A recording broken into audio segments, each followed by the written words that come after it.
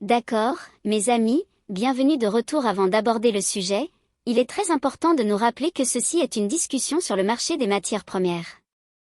Il est important que vous lisiez les avertissements ici. Je ne suis pas un CTA, je ne suis pas un conseiller en trading de matières premières, il est donc très important que vous compreniez que tout ce que nous disons ici concerne uniquement le trading sur papier. D'accord, mes amis, bienvenue à la leçon 3, c'est la mentorship de juin 2017 sur le trading des matières premières, leçon numéro 3, les tendances saisonnières, mes préférés personnels.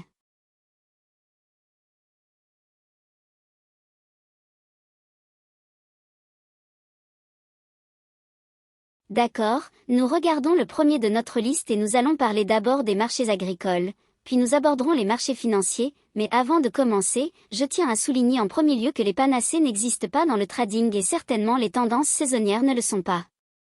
Alors que je crois personnellement en leur validité en raison des erreurs humaines et du fait que la tendance saisonnière ne se produit pas nécessairement au moment où un trader essaie de les mettre en œuvre, il est important de savoir que vous pouvez perdre de l'argent si vous placez toute votre foi dans les tendances saisonnières. Mais ma propre interprétation des tendances saisonnières, c'est comme une carte routière ou comme une carte au trésor, si vous voulez, cela me donne une idée de ce qui devrait normalement être observé dans l'action des prix à cette période de l'année. Maintenant, n'importe quoi peut se produire, évidemment, avec les produits agricoles, il peut y avoir une sécheresse, il peut y avoir une récolte abondante, ce qui signifie qu'il y a beaucoup de fournitures, tandis qu'une sécheresse créerait une offre limitée et la demande augmenterait, ce qui ferait évidemment monter les prix en flèche. Mais lorsque nous avons ces tendances saisonnières, il est important de nous rappeler, comme je l'ai fait lorsque je les ai mentionnées plus tôt dans la mentorship, qu'elles ne sont pas des fantasmes, elles ne sont pas absolues, mais ce sont de bonnes cartes routières pour savoir à quoi s'attendre pour chaque produit, dans ce cas-ci, les matières premières.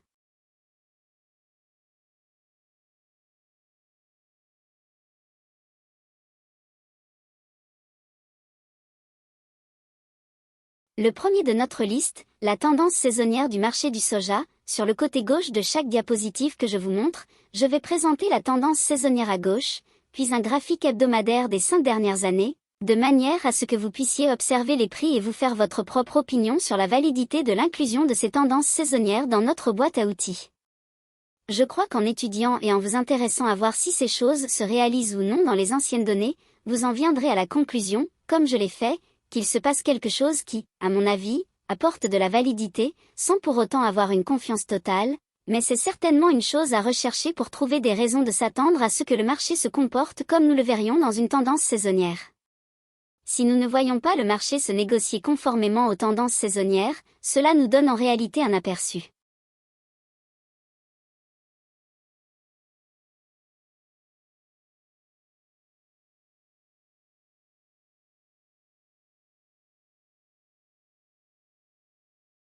Eh bien, donc si à un moment où il devrait être haussier, par exemple avec les marchés du soja, généralement au début de février jusqu'à la période de juin, c'est généralement une période haussière pour le marché du soja, mais si le marché se négocie effectivement à la baisse, que vous indique-t-il? Cela signifie que saisonnièrement, les influences n'ont aucune influence du tout sur les prix, et il y a probablement quelque chose sous-jacent qui penche fortement en faveur d'une grande offre de soja, et que le fonctionnement normal d'une hausse des prix et d'une augmentation des prix pour le soja n'est pas observé. Donc, si nous observons une tendance baissière au cours de la première moitié de l'année, cela signifie probablement qu'il y a beaucoup de soja disponible et qu'il y aura tellement d'offres que la demande ne fera pas monter les prix. Mais s'il y a une condition où nous nous attendons à une hausse, comme nous le voyons ici dans la première moitié de l'année, généralement, si cela se produit et que nous sommes dans un marché haussier primaire ou que d'autres raisons soutenant la hausse sont observées dans l'action des prix, alors nous pouvons chercher à ce que la tendance saisonnière soutienne une hausse soutenue jusqu'au milieu de l'année.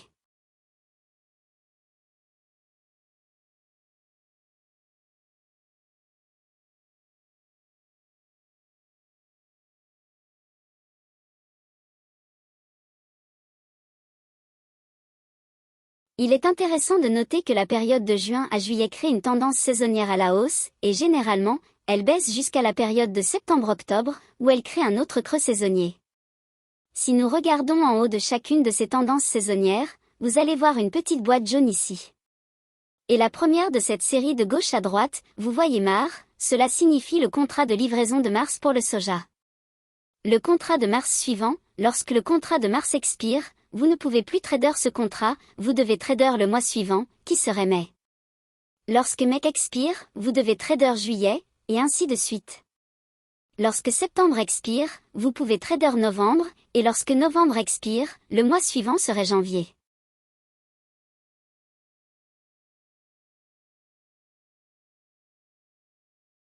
Évidemment, vous voulez toujours essayer de trader le premier ou le mois proche, car c'est généralement là que se trouve tout l'intérêt ouvert. En général, il y a quelques matières premières qui n'opèrent pas toujours comme ça, comme l'or, qui a généralement tendance à sauter un mois dans les dernières parties de l'année. Mais la manière la plus simple de procéder est d'aller sur barchart.com, lorsque vous consultez les contrats sur lesquels vous allez faire votre analyse, regardez simplement l'intérêt ouvert et le volume. Celui qui a le plus élevé est généralement le contrat que vous envisagez d'analyser ou de trader selon les tendances saisonnières. Il y a deux lignes, une ligne noire solide qui représente 40 ans de données de prix, de sorte que nous pouvons observer le schéma de tendance saisonnière des 40 dernières années, et Steve Moore, qui crée cela. C'est une ressource formidable.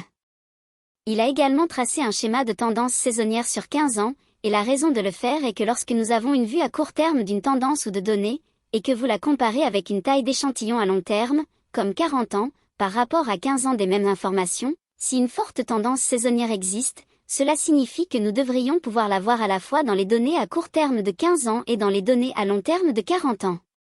Et vous pouvez voir par contraste que la ligne noire solide épaisse et la ligne rouge en pointillé se déplacent à peu près dans la même direction. Donc, lorsque nous examinons la tendance saisonnière, nous recherchons ce critère où les deux sont d'accord pour créer un sommet ou un creux et des mouvements soutenus.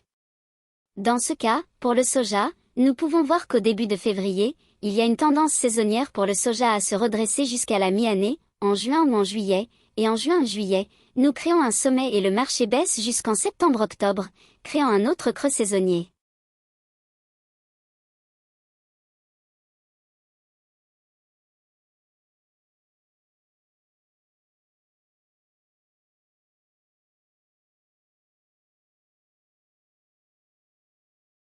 Sur le côté droit de chacune des diapositives que je vais vous fournir dans cet enseignement, je ne fais aucune annotation du tout, car je ne veux pas donner l'impression ou insinuer que ces tendances saisonnières sont absolues. Je n'essaie pas de les surdémontrer. Je suggère seulement que vous examiniez les données et que vous déterminiez vous-même s'il y a une quelconque validité à cela. Et n'utilisez pas seulement les données des 5 dernières années comme je vous le montre ici, remontez aussi loin que possible et voyez si ces choses se matérialisent effectivement, et je pense que vous serez plutôt surpris de voir à quel point beaucoup d'entre elles sont cohérentes.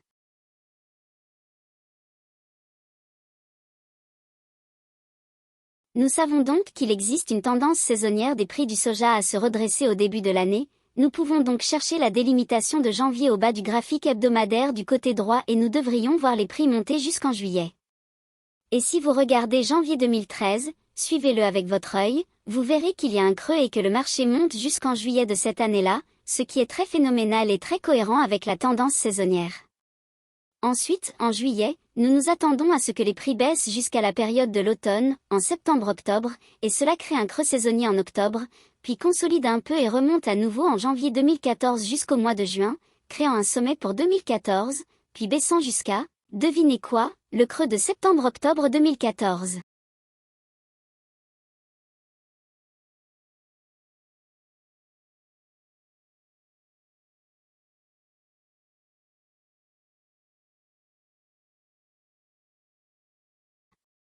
En 2016, vous pouvez voir que l'influence saisonnière pour que les prix du soja se redressent entre en jeu à nouveau, atteignant un sommet en juin 2016, puis baissant. Je vais vous conseiller de peser par vous-même si une tendance saisonnière existe ici ou non.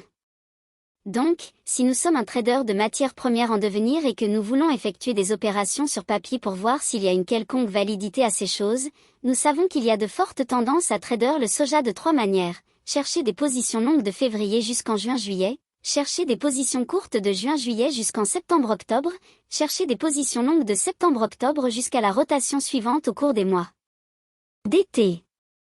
Cela peut se diviser en 2 étapes ou 2 phases dans l'action des prix, mais c'est ainsi que j'interprète la tendance saisonnière, du moins comment elle m'a servi au cours des 20 dernières années. La prochaine tendance saisonnière concerne le blé de la Chicago Board of Trade. Celle-ci est un peu inhabituelle, mais quand elle est là, elle est solide. il y a une tendance saisonnière pour le blé à décliner au cours de la première moitié de l'année, puis à atteindre un creux à la fin de juin et en août. Donc, nous avons une période de 4 à 6 semaines environ où le creux pourrait se former. Si nous examinons la période de juillet sur le graphique hebdomadaire, nous pouvons voir qu'il y a généralement une hausse, comme en 2012, nous pouvons voir la hausse du blé, et en 2013, nous avons vu les prix baisser un peu, cette année-là n'avait pas l'influence saisonnière de la hausse, la même chose en 2014.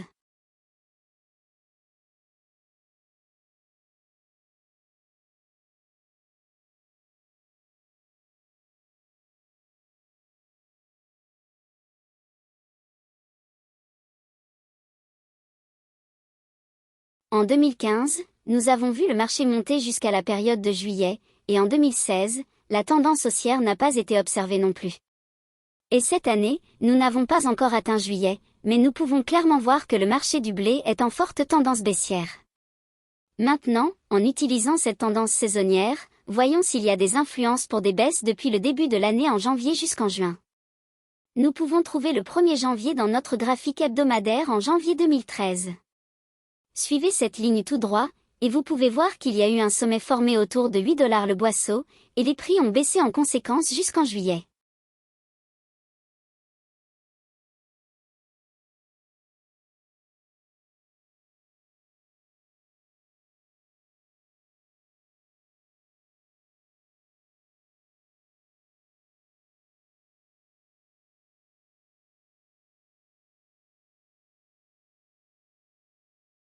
En 2014, nous avons en fait vu les prix baisser seulement pendant environ un mois en janvier 2014, puis ils ont augmenté. L'année suivante, en janvier 2015, nous avons vu les prix baisser un peu et atteindre ce qui semble être mai, puis mai a créé un petit creux et a commencé à monter.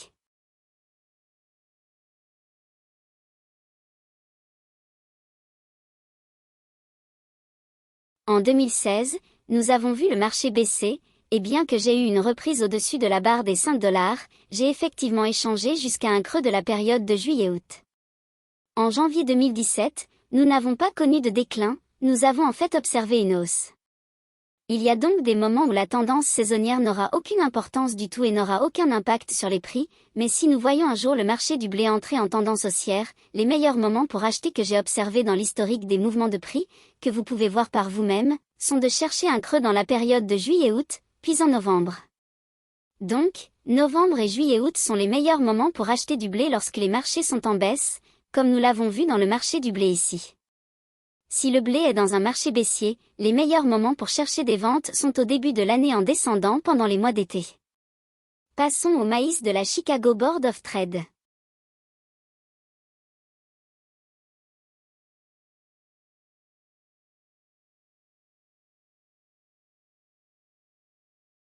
Donc, le meilleur moment pour chercher des ventes, comme vous pouvez le voir sur le graphique de tendance saisonnière, est évidemment en mai.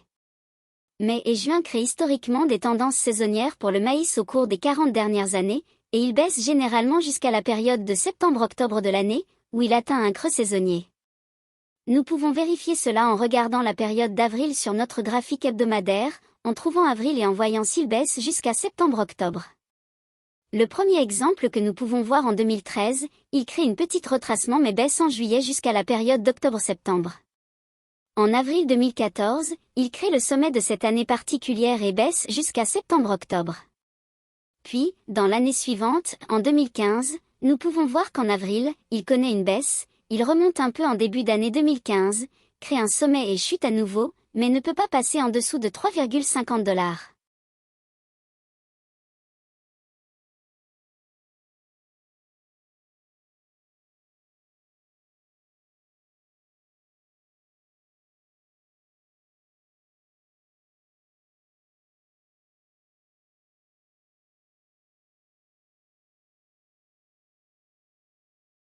En fait, 3,50 $ reste un niveau de support pendant plusieurs mois allant jusqu'en 2016.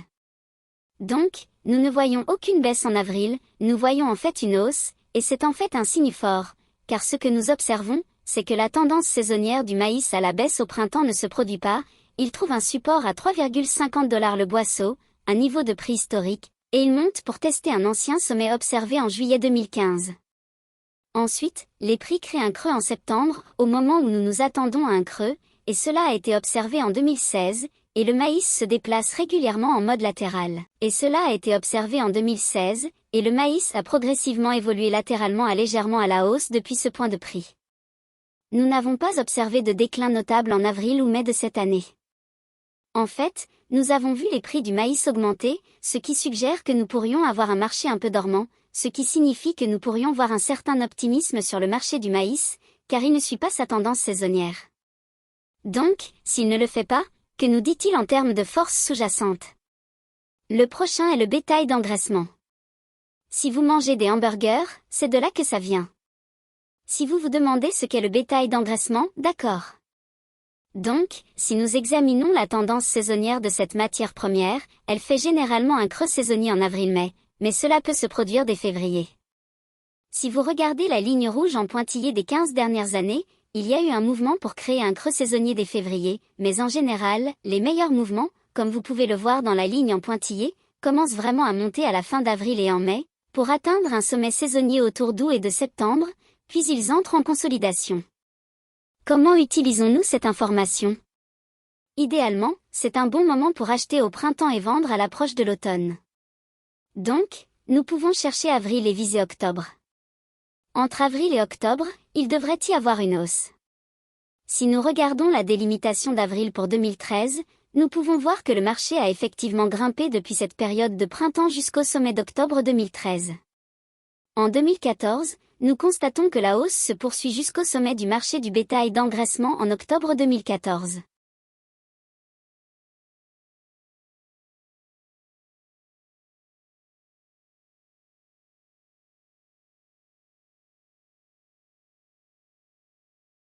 En avril 2015, nous voyons les prix augmenter à nouveau, mais ils chutent un peu plus tôt. En août de cette année, nous pouvons voir qu'ils avaient déjà commencé à décliner, mais nous avons quand même observé un élan à la hausse des prix sur le marché du bétail d'engraissement après une rupture à long terme de la structure du marché.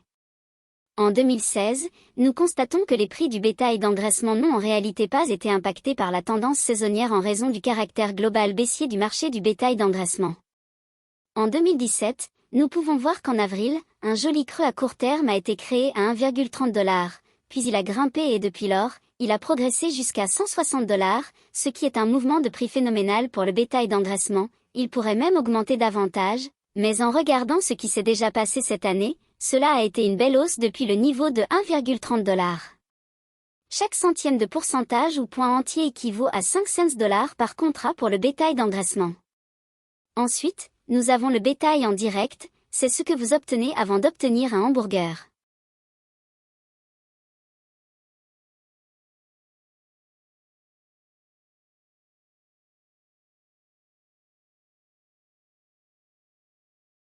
Ce sont les vaches vivantes, respirantes, celles que l'on retrouve dans les pâturages. La tendance saisonnière pour cette matière première est la formation d'un sommet en février-mars et la formation d'un creux saisonnier en juin.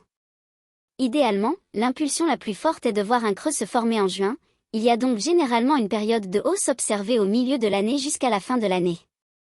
Il est donc très facile d'utiliser cette information en cherchant essentiellement le mois de juillet sur le graphique hebdomadaire, trouver juillet et voir s'il crée un creux jusqu'au mois de janvier.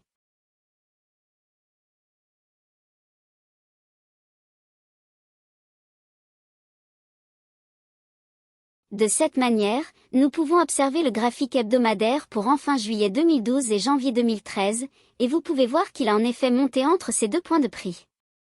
En 2013, nous pouvons voir qu'il a également augmenté en juin de cette année jusqu'à la fin de 2013, allant jusqu'en 2014. Ensuite, en 2014, en juin, il a créé le creux de l'année, puis il a connu une incroyable hausse pour atteindre le sommet de l'année en novembre. Ensuite, l'année suivante, le marché était en marché baissier et l'influence saisonnière n'a eu aucun impact du tout pendant la période de juin-juillet, mais la baisse en février-mars, à partir de 2015, vous pouvez voir qu'elle a réellement généré de belles ventes et des sommets sur le marché, et comme le marché était baissier, la période de janvier-février-mars chaque année a créé de belles ventes à mesure que le marché était baissier. Puis nous avons créé un creux en octobre 2016, ce qui ne correspond à rien de saisonnier, mais nous avons commencé à monter, et cette année, nous avons observé une légère baisse en février-mars jusqu'en avril, puis en avril, mai et juin, Nous constatons les effets de cette tendance saisonnière avec des prix plus élevés sur le marché du bétail.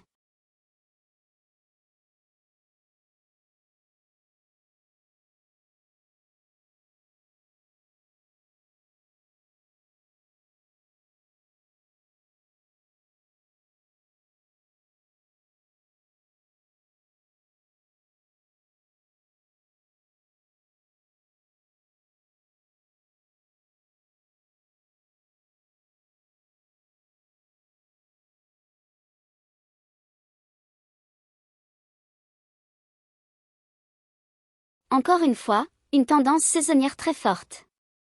Si vous pouvez la combiner avec des éléments techniques, c'est une tendance vraiment solide.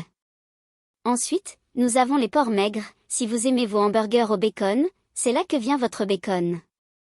Ils avaient l'habitude de négocier les ventres de porc, mais ils ne le font plus. D'accord, nous examinons la tendance saisonnière pour celle-ci, et à mon avis, et veuillez prendre cela avec un grain de sel, si vous recherchez une tendance saisonnière qui est vraiment intéressante, c'est comme la chose la plus proche de la perfection en termes de ma capacité à trouver et à étudier des éléments sur des données historiques. Celle-ci est vraiment impressionnante.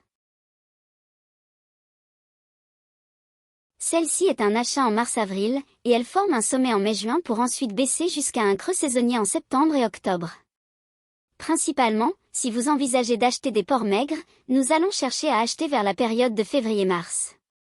Fondamentalement, nous regardons avril sur notre graphique hebdomadaire et allons simplement une ligne verticale à gauche de cette date pour trouver un creux saisonnier à ce moment-là. Donc, si nous regardons avril 2013, nous allons une ligne verticale à gauche de la délimitation d'avril, ce qui nous amène à mars, et vous pouvez voir qu'il atteint le creux de 2013, puis il monte jusqu'en juillet, crée un sommet saisonnier et s'effondre l'année suivante.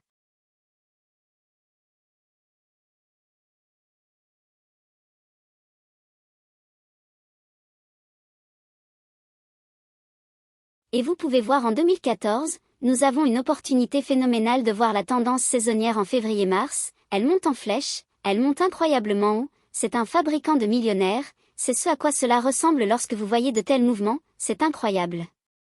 Le sommet saisonnier se forme en juillet, eh bien, regardez ce qui s'est passé en 2014, il atteint le sommet.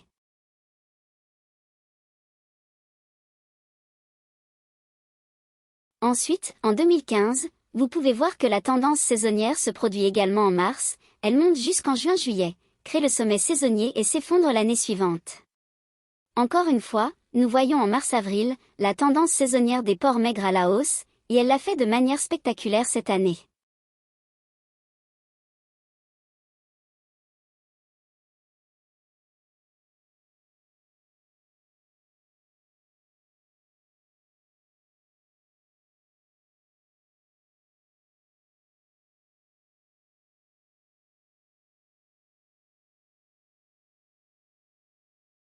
Celle-ci est donc l'un de ces secrets les mieux gardés des traders de matières premières.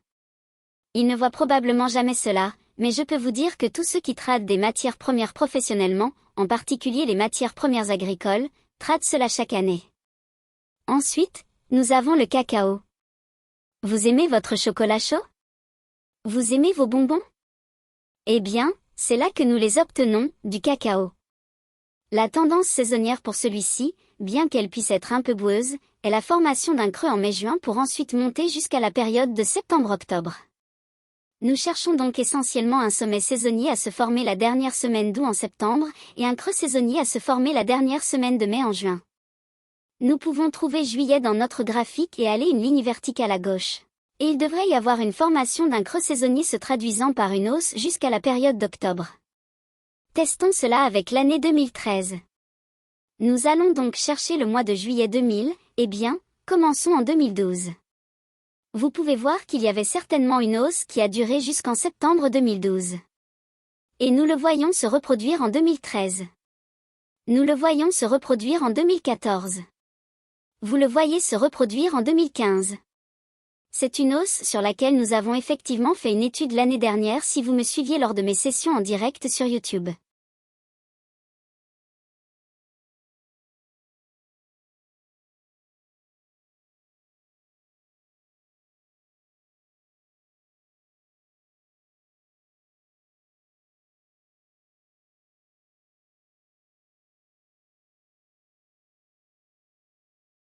Nous avons réalisé une étude de cas sur le marché du cacao en tant qu'achat avec un objectif de prix entre 3200 cents et 3250, ce qui s'est avéré être une étude de cas assez intéressante. Nous avons utilisé des options et même si le mouvement de prix n'a pas duré beaucoup plus longtemps, nous avons tout de même vu des gains substantiels sur nos options en tant que paper trade. En 2017, nous observons clairement le même type de tendance ici, avec le cacao qui monte de près de 1800 à près de 2100, montrant ainsi l'influence de la tendance saisonnière.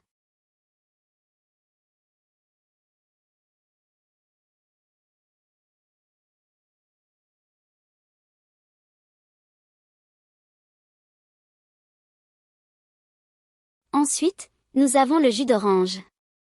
Celui-ci a une forte tendance à former un creux en septembre-octobre, puis à monter. Fondamentalement, la chose la plus simple à faire est de trouver octobre et de voir s'il forme un creux pour ensuite monter jusqu'à décembre, ou essentiellement une ligne verticale jusqu'à janvier à gauche.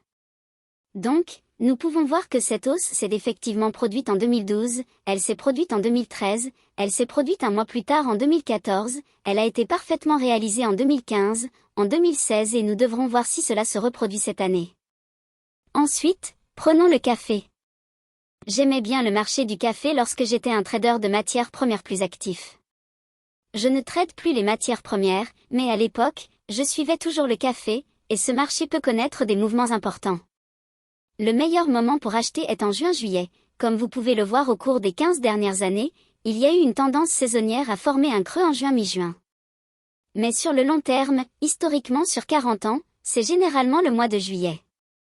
Si nous regardons chaque mois de juillet, nous pouvons voir qu'il forme un creux en 2012, qu'il ne forme pas autant de creux en 2013, qu'il en forme un magnifique en 2014 en juillet, et ainsi de suite.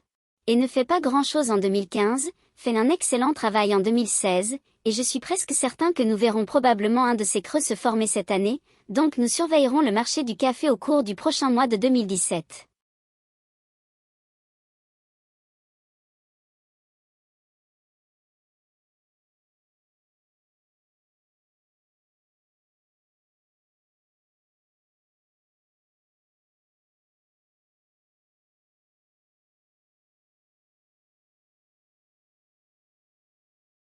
En ce qui concerne la tendance baissière, le scénario idéal est de chercher un sommet en avril-mai. Si nous regardons les périodes où le marché était baissier, nous voyons que la période d'avril-mai en 2013 a été marquée par une belle chute des prix, un sommet en avril 2014 a été suivi d'une baisse significative, et en 2015, lorsque le marché était baissier, la période d'avril-mai a créé une belle baisse, bien que cela ait pris un peu de temps. En 2016, il n'y a pas eu de baisse significative en avril-mai, mais cette année, nous avons vu la période d'avril-mai créer de la baisse pour le marché du café.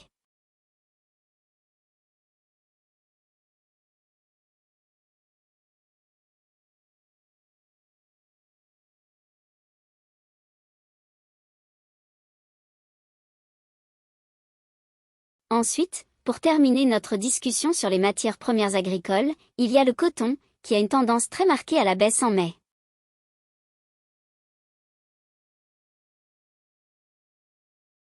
Nous pouvons regarder la portion d'avril de notre graphique hebdomadaire et voir s'il y a des baisses en avril. En 2013, il y a eu une belle chute à 94 cents la livre pour le coton, qui est descendu à 80 cents la livre, soit une baisse de 14 cents. Chaque point de cotation complet représente 5 cents dollars pour cette matière première.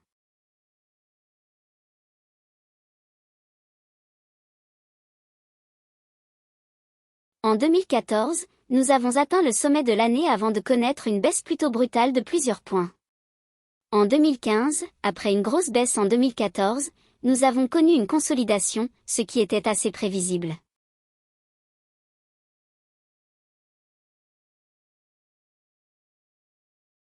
Cependant, il y a tout de même eu une baisse d'environ 400 points, soit 2000 dollars. En 2016, nous n'avons pas vraiment connu de baisse significative en avril, et le marché a commencé à remonter, ce qui montre que le marché n'a pas suivi la tendance saisonnière habituelle de baisse au printemps, indiquant une forte vigueur sous-jacente de cette matière première. Depuis lors, le marché est en hausse constante.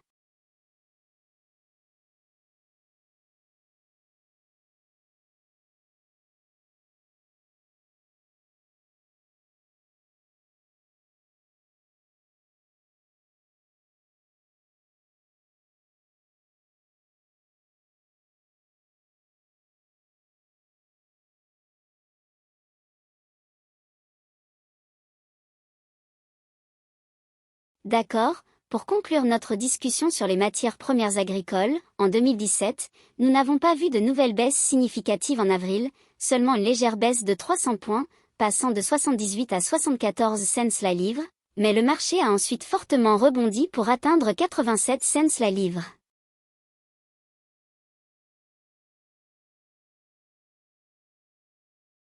Passons maintenant à notre discussion sur les matières premières financières. Nous commençons par le pétrole brut, qui a une forte tendance à la hausse en début d'année pour créer un sommet saisonnier en septembre-octobre. Si nous examinons janvier 2013, nous constatons qu'il y a eu une légère baisse, mais la tendance saisonnière n'était pas très marquée. Cependant, nous avons vu une baisse en septembre-octobre de cette année, créant un sommet.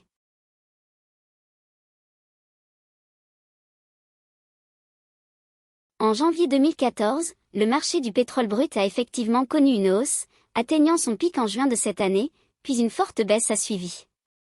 En 2015, nous avons vu une tendance saisonnière à la hausse, avec une hausse d'environ 1500 points de base, puis en septembre-octobre, le marché a créé un sommet autour de $15 le baril, avant de baisser jusqu'en janvier 2016.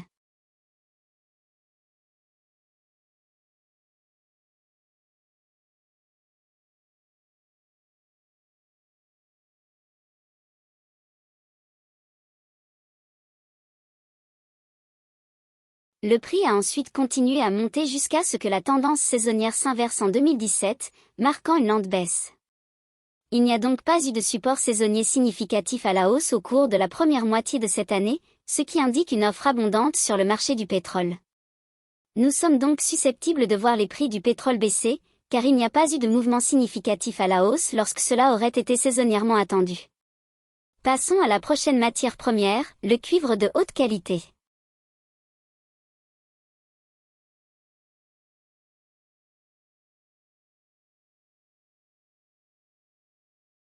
Encore une fois, c'est un peu incertain. Les meilleurs moments pour acheter du cuivre sont les mois de juin et de novembre, tandis que les meilleurs moments pour vendre sont en septembre et en avril. Nous allons chercher à voir si avril crée un sommet. Nous avons constaté que cela a été le cas en 2013, 2015 et 2016. Ces années-là, le mois d'avril a connu une baisse des prix. En ce qui concerne les achats, nous allons chercher à voir si juin crée un creux.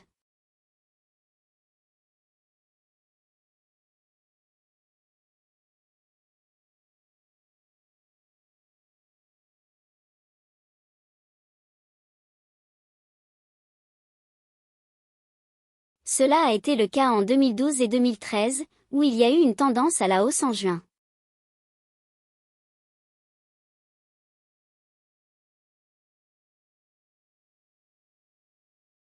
Et en 2015, nous n'avons pas assisté à la formation du creux saisonnier attendu normalement en juin-juillet. En 2015, il n'y a pas eu de creux saisonnier, mais il y a eu une baisse des prix en septembre, ce qui indique une tendance saisonnière à la baisse. En avril 2016, nous avons connu une légère baisse, suivie d'une consolidation, et le marché est resté dans une fourchette de prix pendant la majeure partie de 2016.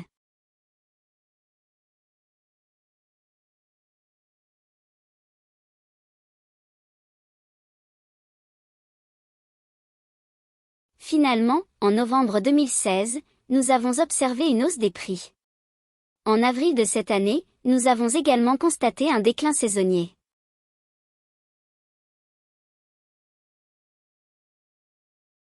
Lorsque le cuivre entre dans une phase haussière, ce métal peut connaître une très forte augmentation, surtout si les tendances saisonnières de juin et novembre sont à la hausse. C'est l'un des métaux qui peut vraiment bien performer lorsque les conditions sont favorables. En ce qui concerne l'or, c'est un marché favorable à l'achat. Nous cherchons à repérer le creux en juillet-août, et c'est essentiellement tout.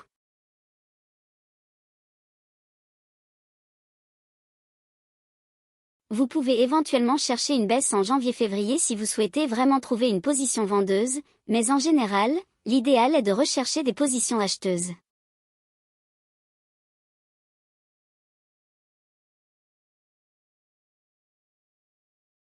Cela s'explique par le fait que la plupart des bijoux vendus à Noël et pour le Nouvel An doivent être extraits, stockés, transformés en bijoux, puis mis sur le marché suffisamment tôt pour que tout le monde puisse les acheter, les emballer et les mettre sous le sapin à la fin de l'année pour Noël. Ainsi, la tendance saisonnière de l'or est principalement influencée par cette demande.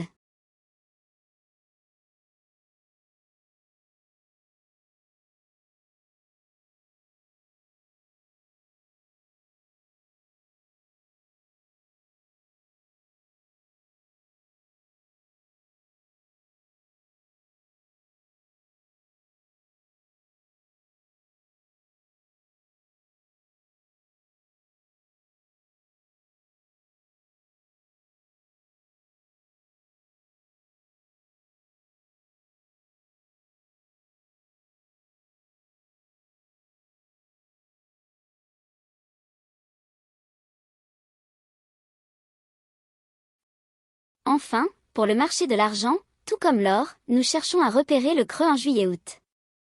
L'argent peut également connaître une période de vente en février, mais notre principale préoccupation est de rechercher des opportunités d'achat pendant la période de creux en été.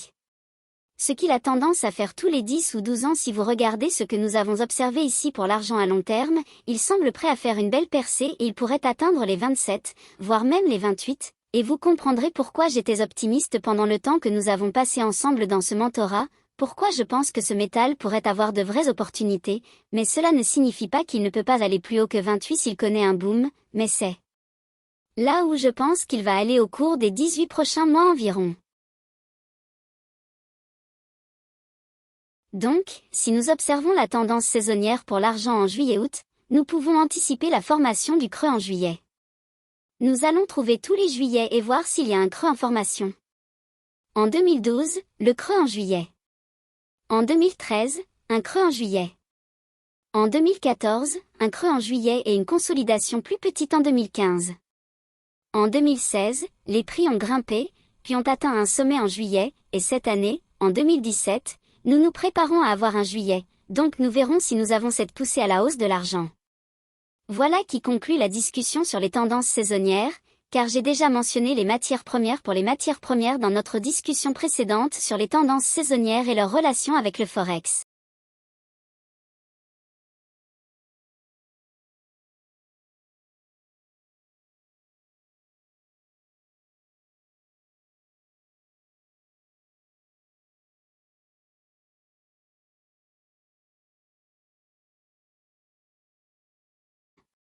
Je n'utiliserai pas non plus le marché obligataire ou les instruments de dette, car je les ai également utilisés dans la discussion sur les tendances saisonnières.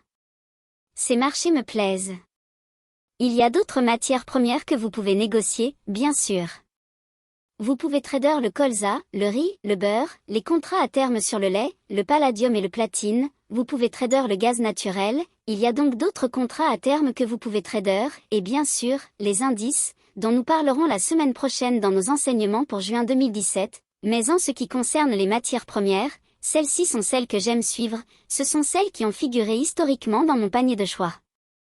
Il y a eu quelques petites choses étranges que j'ai faites avec les marchés plus minces comme le colza et le riz, où je regardais généralement la baisse de l'intérêt ouverte pour déterminer si le complexe des céréales était haussier ou baissier, mais au fil des ans, j'ai appris que ce n'était pas tout à fait vrai.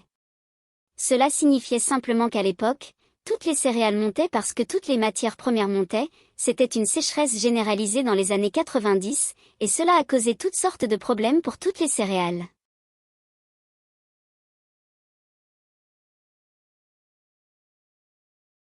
C'est pourquoi elles ont toutes augmenté et toutes baissent de l'intérêt ouverte que je considérais à tort comme un soutien pour le blé.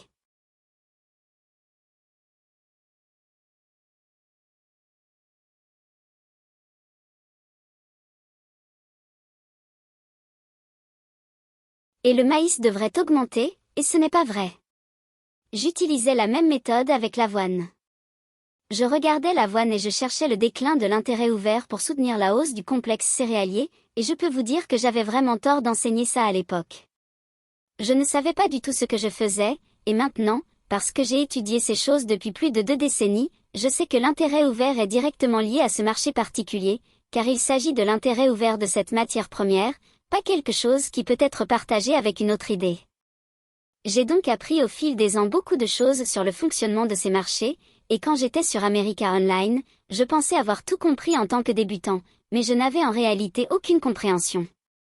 À mon avis, ces tendances saisonnières se sont très bien maintenues au cours des 20 dernières années. Je vous conseille de tirer vos propres conclusions sur leur validité. La meilleure façon que je puisse vous dire de les utiliser est de les combiner avec tout ce que nous avons fait jusqu'à présent dans ce mentorat. Si nous savons qu'il y a un impact saisonnier sur les prix pour une matière première particulière, et que vous savez lesquels ce sont chaque année lorsque vous obtenez un calendrier, ou vous pouvez simplement le programmer dans votre téléphone si vous avez un smartphone, inscrivez au début de chaque mois la liste de toutes les influences saisonnières que vous devriez attendre pour ce mois-là. De cette façon, chaque mois, lorsque vous regardez vos graphiques, vous pouvez dire, eh bien, saisonnièrement, c'est le moment idéal pour que ce marché particulier monte ou que ce marché particulier baisse, puis vous faites votre analyse, sans forcer les choses, mais voyez s'il y a des raisons de justifier cette tendance saisonnière. Voici la merveilleuse conclusion, si la tendance saisonnière n'est pas suivie, elle vous dit quelque chose. Soit elle entre dans une consolidation à long terme, ce qui ne permet pas de gagner de l'argent, soit si elle ne consolide pas, si elle va dans la direction opposée à celle prévue par la tendance saisonnière, cela signifie qu'il y a une très grande force. Si la tendance saisonnière appelle à des prix plus bas et que les prix montent à la place, cela vous indique qu'il y a une forte demande pour cette matière première. Vérifiez si les positions nettes des commerçants sont longues, comme nous l'avons discuté au début de ce mois. J'ai expliqué comment regarder le programme de couverture et attendre qu'ils entrent dans notre programme de couverture, puis vérifiez vos rabais pour voir si vous pouvez obtenir des mouvements à partir de là. J'espère que vous avez appris quelque chose de cette leçon. Je ne peux pas vous dire à quel point ces graphiques ont enrichi ma compréhension du marché au cours des 2 dernières décennies, et je suis sûr que si vous les étudiez et les gardez près de votre cœur comme je l'ai fait, ils vous serviront tout aussi bien, voire mieux. Jusqu'à la prochaine leçon, je vous souhaite bonne chance et bon trading.